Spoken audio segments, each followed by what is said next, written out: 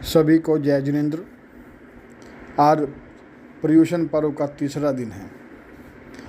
कल तक हमने सुना कि श्री कृष्ण जी महाराज ने तेले तप की आराधना की और हरि नेग मेसी देव ने उनकी शंका का समाधान किया। श्री कृष्ण जी महाराज ने अपनी माता को बताया कि जल्दी ही आप माँ बनेंगी। उसके बाद क्या हुआ आगे जानते हैं।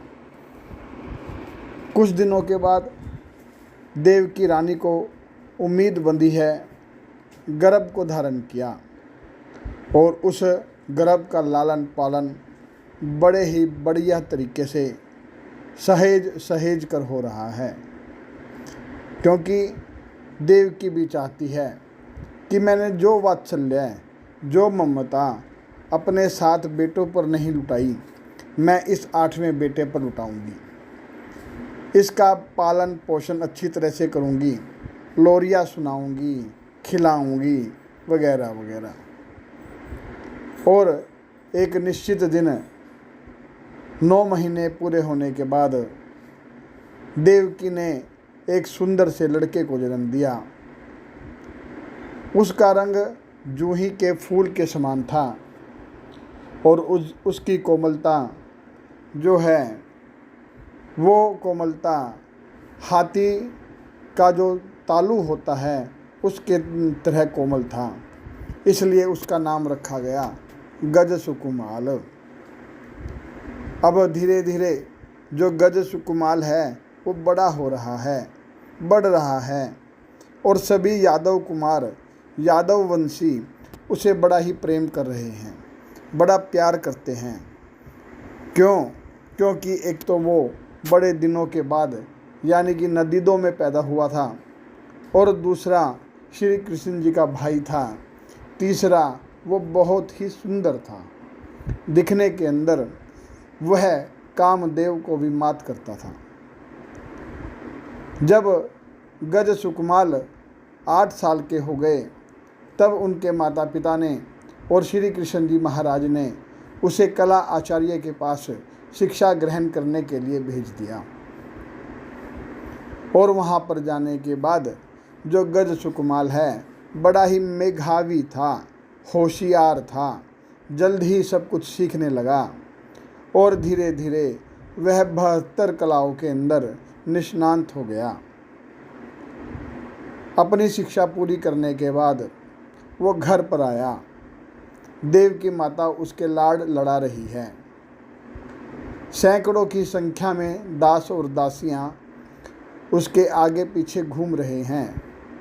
उसको किसी भी चीज़ की आवश्यकता होती है तभी वह पूरी हो जाती है। कोमलता ऐसी थी कि उन्होंने घर आने के बाद या जब वो घर में थे धूप भी नहीं देखी थी, गर्मी को भी महसूस नहीं किया था।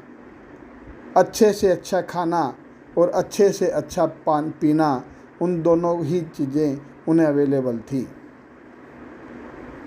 और अब थोड़ा बड़ा हुआ है तो रानी देवकी और भाई श्री कृष्ण को उसकी शादी की चिंता है कि अब ये जवान हो गया है, इसके योग्य कोई कन्या ढूंढी जाए। लेकिन श्री कृष्ण जी महाराज ने चारों तरफ नज़र घुमाई है और उन्हें लेकिन कोई भी ऐसी कन्या नहीं मिली जो गज सुकुमाल के लायक हो, या ये कह लीजिए इतनी सुंदरता नहीं मिली जैसी सुंदरता गज सुकुमाल की थी। उनके मन के अंदर अब यही चिंता रहती है, जल्दी ही कोई लड़की मिल जाए और हम गज सुकुमाल मुनि की शादी कर दें। इधर वहाँ पर भगवान अरिष्ट नेमि का पधारना हुआ और सभी यादव वंशी भगवान अरिष्ट नेमि के दर्शन करने जाते हैं। जा रहे हैं श्री कृष्ण जी महाराज भी अपने परिवार के साथ, अपनी सेना लाओ लश्कर के साथ भगवान अरिष्ट नेमि के दर्शन करने जाते हैं। रास्ते में क्या देखते हैं कि एक लड़की अपनी सहेलियों के साथ सोने की गेंद से सड़क पर खेल रही थी। लड़की बड़ी सुंदर थी। श्री कृष्ण जी ने देखा और देखते ही रह गए। उनके हाव भाव देखे हैं, उन्हें वो लड़की जच गई कि यह लड़की मेरे भाई गज सुकमाल के लिए योग्य है। तभी उन्होंने अपने कर्मचारियों को कहा है कि पता करो ये लड़की कौन है। और कर्मचारियों ने कुछ देर के बाद आकर बताया कि यह सोमिल ब्राह्मण की लड़की है, सोमश्री की बेटी है, सोमा इसका नाम है। श्री कृष्ण जी ने फिर कहा, जाओ इसके पिता से इसका हाथ मांगो, मेरे भाई गज सुकमाल के लिए इसका हाथ मांगो। और जैसे ही सोमिल ब्राह्मण को पता लगा श्री कृष्ण जी महाराज अपने भाई गज सुकमाल के लिए उनकी बेटी का हाथ मांग रहे हैं, तो उन्होंने झट से ही हाँ कर दी। बड़ा खुश हुआ कि आहा, मेरी बेटी के भाग्य कितने अच्छे हैं कि इतना बड़ा घर मिलेगा।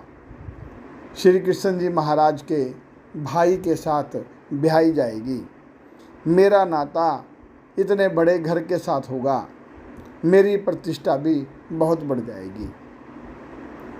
और उन्होंने तुरंत हाँ कर दी। श्री कृष्ण जी महाराज को सूचना दी गई कि सोमिल ब्राह्मण ने इस रिश्ते के लिए हामी भरी है। तो तभी श्री कृष्ण जी महाराज ने अपने सेवकों को, कर्मचारियों को आदेश दिया, जाओ उस कन्या को अंतःपुर में पहुंचा दो, वहां पर वो राज्य के कानून और कायदे जो हैं वो सीखेगी, राज परिवार के नियम जानेगी।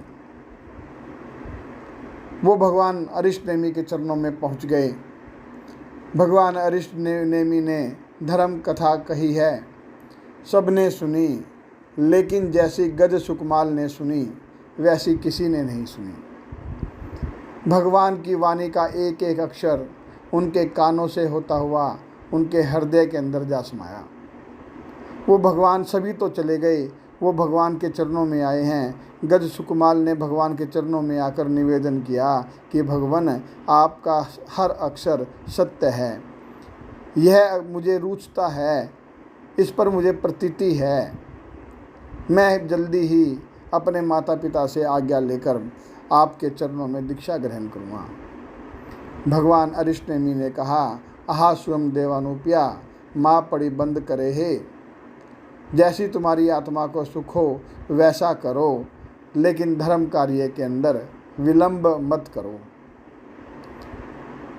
यह कहकर गज सुकमाल जो है वो अपने घर आया और अपने घर आकर उसने अपनी माता देवकी को कहा कि माता, मैंने भगवान की वाणी सुनी है और मुझे उससे रुचि हो गई है, प्रतीति हो गई है, मैं भगवान के चरणों में दीक्षा लेना चाहता हूँ।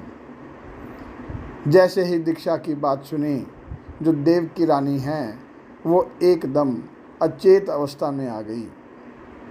उन्हें जब होश आया तो गज सुकमाल को उन्होंने समझाया कि बेटा, यह तो नंगी तलवार के ऊपर नंगे पैरों से चलना है, मोम के दांतों से लोहे के चने चबाना है, ये बड़ा ही कठिन है। तुमने तो अभी धूप भी नहीं देखी है, गर्मी और सर्दी का कष्ट भी नहीं सहा है, भूख और प्यास भी नहीं सही है, लेकिन साधु मार्ग के अंदर तो भूख और प्यास का भी कष्ट सहना पड़ेगा, सर्दी गर्मी भी सहनी पड़ेगी, धूप छाँव का भी सहना पड़ेगा, मान और अपमान को भी सहना पड़ेगा। गज सुकमाल ने कहा कि माता, मैंने पता नहीं पिछले जन्मों में कितनी बार तो मैं नरक में गया हूँ और नरक गति के जो भी दुख थे वो मैंने झेले हैं। कभी मैं तिर्यंच गति में गया हूँ और वहाँ पर भी मैंने लोगों के बहुत डंडे खाए हैं। अब मैं चाहता हूँ इस जन्म मरण के चक्कर से छूट जाऊँ। मेरी आत्मा का कल्याण तो भगवान अरिष्ट नेमि के चरणों में है। देवकी ने श्री कृष्ण जी को बुलाया। श्री कृष्ण जी ने भी उन्हें समझाने की कोशिश की और जब बात नहीं बनी तो श्री कृष्ण जी ने कहा कि हमने तो तेरे लिए लड़की देखी है, वो अंतःपुर के अंदर प्रशिक्षण ले रही है, तुम पहले शादी कर लो, भोग भोग लो, उसके बाद दीक्षा ले लेना। लेकिन गज सुकमाल जी ने कहा कि ऐसे भोग तो मैंने पिछले जन्मों में पता नहीं कितनी बार भोगे हैं, लेकिन छुटकारा नहीं मिला। अब मैं इन भोगों से छुटकारा चाहता हूँ। श्री कृष्ण जी ने फिर कहा, देखो, अगर तुम्हारी यही इच्छा है तो मेरी एक बात मान लो, तुम एक दिन का राजा बन जाओ, मैं तुम्हारा राज्याभिषेक करना चाहता हूँ। और गज सुकमाल ने मौन स्वीकृति दी।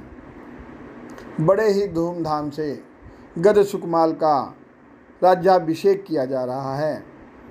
शोभा यात्राएं निकाली जा रही हैं, ढोल आदि बजाए जा रहे हैं, तरह तरह के नृत्य और गान किए जा रहे हैं। इधर सोमिल को भी पता लगा कि जो गज सुकमाल है वो दीक्षा लेना चाहता है और उन्होंने एक दिन के राजा बनने की स्वीकृति दी है। वो तुरंत दौड़ा दौड़ा श्री कृष्ण जी महाराज के पास आया कि महाराज, मेरी बेटी का क्या होगा? उसका जीवन तो उजड़ गया, उसको खुशियाँ आने से पहले ही सारी खुशियाँ ख़त्म हो गई, दुख में बदल गई। अब मेरी बेटी से कौन शादी करेगा? लेकिन श्री कृष्ण जी ने समझाया, लेकिन सोमिल नहीं माना। तो श्री कृष्ण जी ने कहा, जाओ तुम गज सुकमाल से बात कर लो। सोमिल ने गज सुकमाल को भी समझाने की कोशिश की है, लेकिन सभी हथियार फेल हो गए। सोमिल को गुस्सा भी आया होगा, उल्टा सीधा भी बका होगा, लेकिन राजा के सामने किसकी चलती है? उसे घर से बाहर का रास्ता दिखा दिया गया। और इधर जब उसका गज सुकमाल का राज्याभिषेक हुआ तो श्री कृष्ण जी ने पूछा, अपनी पहली राज आज्ञा फरमाओ। तो गज सुकमाल ने कहा, ओगे पात्रे का प्रबंध करो, मेरी दीक्षा की तैयारियां शुरू करो। और राज आज्ञा का पालन हुआ। जितने ठाठ और बाट से राज्याभिषेक हुआ था, उससे ज़्यादा ही ठाठ बाट से उनके दीक्षा की तैयारियां हो रही हैं। उनकी शोभा यात्रा को नगर के बीचों बीच में से निकाला गया है और भगवान अरिष्टनेमि के चरणों में पहुंच गए हैं। और जो देवकी है वो भगवान अरिष्टनेमि को कहती है कि भगवान, लो, मैं अपनी तरफ से ये आपको भिक्षा देती हूँ। मेरा बच्चा अभी नादान है, आप इसे संभालना। अब आप ही इसके मालिक हैं, आप ही इसके रहबर हैं। श्री कृष्ण जी महाराज भी गज सुकमाल को कहते हैं कि भाई, ऐसी करनी करना कि इस परिवार का नाम ऊंचा हो, परिवार का मान सम्मान बना रहे और ज़्यादा बढ़े। और फिर गज सुकमाल ने ईशान दिशा की तरफ जाकर अपने हाथों से अपने बालों का पंचमुष्टि लोच किया और भगवान के चरणों में दीक्षित हो गए। अब गज सुकमाल से मुनि गज सुकमाल बन गए। उन्होंने उसी ही दिन जब दीक्षा ली है, उसी ही दिन भगवान अरिष्टनेमि के चरणों में जाकर निवेदन किया कि भगवान, मैं एक दिन की भिक्षु प्रतिमा धारण करना चाहता हूँ। यहाँ पर शमशान के अंदर जाकर महाकाल भिक्षु प्रतिमा धारण करना चाहता हूँ, कृपया आप मुझे आज्ञा दें। भगवान ने कहा, हा स्वयं देवानुपिया, जैसी तुम्हारी आत्मा को सुख हो। और गज सुकमाल भगवान से आज्ञा लेकर दिन के तीसरे पहर के अंदर शमशान में पहुंच गए। वहां पर भूमिका की पड़ी लेखना की है और भूमि को सही जानकर वहां पर ध्यानस्थ खड़े हो गए हैं। अपने आँखों को एक पुद्गल के ऊपर टकटकी लगा ली है, एकाग्र हो गए हैं। दिन का चौथा पहर हो गया, अंधेरा सा होने लगा, लोगों का आना जाना शमशान की तरफ कम हो गया। उधर से ही सोमिल जो है वो गुजर रहा था। उसने देखा कि एक साधु जो है वो ध्यानस्थ है। पास आकर देखा तो देखा ये तो गज सुकमाल मुनि हैं। तो सोमिल के धिक्कारने लगा, ये तो भगोड़ा है, इसने मेरी बेटी की ज़िंदगी खराब कर दी। और तरह तरह की उसको गालियाँ दी। हाथ भी साफ किए, यानी कि थप्पड़ और घुसे का भी प्रयोग किया, लेकिन गज सुकमाल अपनी जगह से टस से मस नहीं हुए, ध्यानस्थ खड़े रहे। सोमिल का वैर भाव इतना जागृत हुआ कि उसने साइड में पड़ी हुई गीली मिट्टी से उसके सिर के ऊपर पाल बांध दी है, चारों तरफ पत्ते लगाकर रस्सी से बांध दिए हैं कि जैसे तसला होता है, बीच में से खाली है, साइड से किनारे हैं। उसने उस तरह का इंतजाम कर दिया। और देखो, गज सुकमाल मुनि ने आज ही लोच किया था, उसके सर के ऊपर बाल भी नहीं थे। और फिर तीव्र गुस्से में आकर पास में जलती हुई चिता की जो अंगारे हैं वो उसके सर पर रख दिए और फिर वहाँ से भाग खड़ा हुआ। गज सुकमाल मुनि ध्यानस्थ हैं, दर्द वेदना बढ़ रही है, लेकिन क्या मजाल वो टस से मस हो जाएं। उनके मन में तो ये चिंतन था, अगर ये अंगारे नीचे ज़मीन पर गिर गए तो किसी न किसी जीव की विराधना हो जाएगी। और वो अपने ध्यान में ही मगन रहे। ध्यान शुभतर और शुभतम होता चला गया। शुक्ल ध्यान में चलते ही चले गए और उन्हें वहाँ पर केवल ज्ञान हो गया। और जैसे ही केवल ज्ञान हुआ, जो आत्मा है वो शरीर को छोड़कर मोक्ष में जा विराजी है। इसके पीछे भी 99 लाख भवों पूर्व का एक बैर जागृत होता है। कथाकार कहते हैं कि देवरानी और जेठानी दो थे। जेठानी के बेटा नहीं था, देवरानी के बेटा था। और जेठानी जो है मन ही मन उन दोनों से जलती थी, ईर्ष्या करती थी कि भी अब तो मेरी देवरानी की जो है ज़्यादा कदर होगी, ज़्यादा पूछ होगी। एक बार उस बच्चे के सर के ऊपर फुंसी हो गई, इलाज करवा रहे हैं, आराम आ नहीं रहा है। तो जेठानी ने देवरानी को कहा कि मैं इसका इलाज जानती हूँ, अगर तुम कहो तो मैं इसका इलाज कर दूँ। देवरानी ने हामी भर दी और जेठानी ने उड़द के जो रोट हैं गरम गरम बनाकर उस बच्चे के सर के ऊपर डाल दिए, ऊपर से कपड़ा बांध दिया और उसका बच्चे का सर जल गया। और वो सर के जलते हुए वो बच्चा काल कर गया। और आज उसी भाव के हिसाब से जेठानी का जो जीव है वो गज सुकमाल के रूप में है और जो बच्चे का जीव है वो सोमिल के रूप में है। कर्म है, भोगने पड़ेंगे। और इधर श्री कृष्ण जी महाराज अगले दिन भगवान अरिष्टनेमि के दर्शन करने आते हैं। श्री कृष्ण जी महाराज जब रास्ते में आ रहे थे, उन्होंने देखा कि एक बूढ़ा अपने घर के बाहर जो ईंटें रखी हुई हैं, ईंटों का ढेर है, एक एक ईंट करके अपने घर के अंदर डाल रहा है। श्री कृष्ण जी महाराज के मन में दया आई और उन्होंने एक ईंट उठाकर उसके घर में डाल दी। और जैसा बड़े आदमी करते हैं, छोटे आदमी उसका अनुसरण करते हैं। श्री कृष्ण जी महाराज के पीछे पीछे सेना चल रही थी। श्री कृष्ण जी की तरह ही सभी सेना सैनिकों ने एक एक ईंट उठाकर उस बूढ़े के घर में डाल दी और देखो वो काम खत्म हो गया। जब अरिष्टनेमि भगवान के चरणों में आए हैं, आके पूछा है कि भगवान मैं गज सुकमाल के मुनि के दर्शन करना चाहता हूँ, तो भगवान ने कहा कि अये मट्ठे, वो तो अपना कार्य पूरा कर कर चले गए। पूरा कर गए?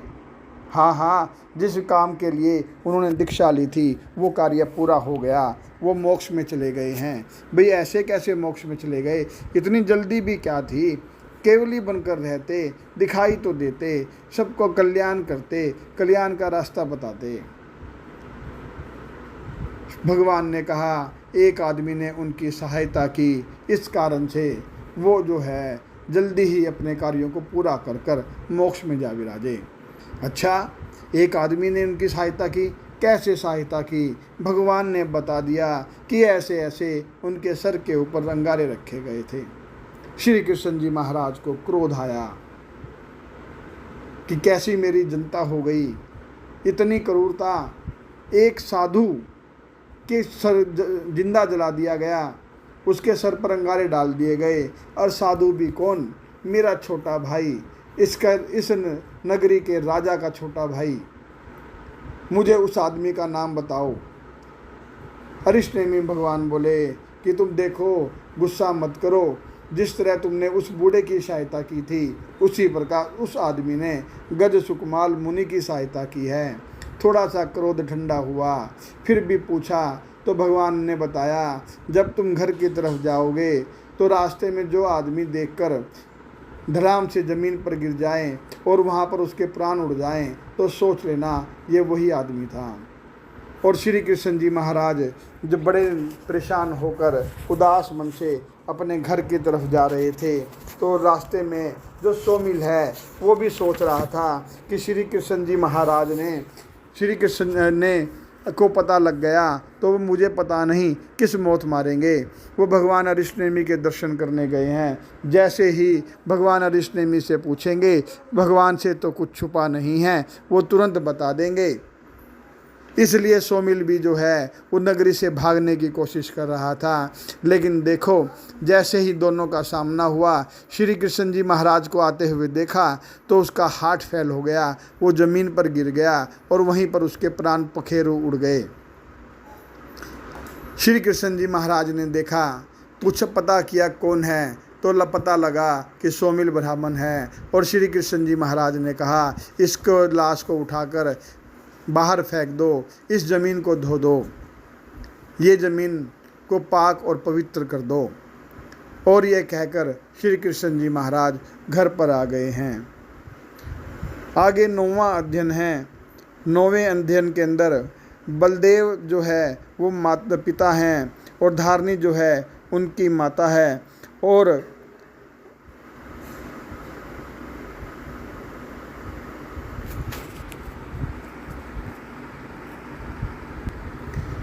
उस बच्चे का नाम सुमुख है और सुमुख ने भी भगवान अरिष्टनेमी के चरणों में दीक्षा ली है। दीक्षा लेकर 20 साल तक साधु जीवन व्यतीत किया है और उसके बाद शत्रुंजय पर्वत पर जाकर 1 महीने का सल्लेखना संथारा करके सिद्ध बुद्ध और मुक्त हो गए हैं। अगला अध्ययन जो है वो दुर्मुख और कुपदारक का है। ये भी बलदेव के बच्चे हैं। इनके पिता का नाम बलदेव और माता का नाम धारणी है। भगवान के चरणों में दीक्षा ली है। शत्रुंजय पर्वत पर जाकर 1 महीने का सल्लेखना संथारा किया, फिर सिद्ध बुद्ध और मुक्त हो गए। 12वां अध्ययन दारुक और 13वां अध्ययन अनादृष्टि कुमार का है। इनके पिता का नाम वसुदेव है, माता का नाम धारणी है। इन्होंने भी भगवान के चरणों में दीक्षा ली है। दीक्षा लेने के बाद कई वर्षों तक साधु जीवन व्यतीत किया है। उसके बाद 1 महीने का सल्लेखना संथारा सहित शत्रुंजय पर्वत पर जाकर सिद्ध बुद्ध और मुक्त हो गए हैं। आज का वर्णन इतना ही।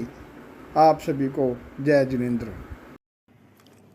इसी तरह आगे संवत्सरी पर्व के बारे में जानकारी और इस पर्व के दौरान नित्य प्रवचन आपको इस चैनल के माध्यम से सुनने को मिलते रहेंगे, जिसके लिए ज़्यादा से ज़्यादा इस चैनल को सब्सक्राइब करें, लाइक करें और शेयर करें। जय जिनेंद्र।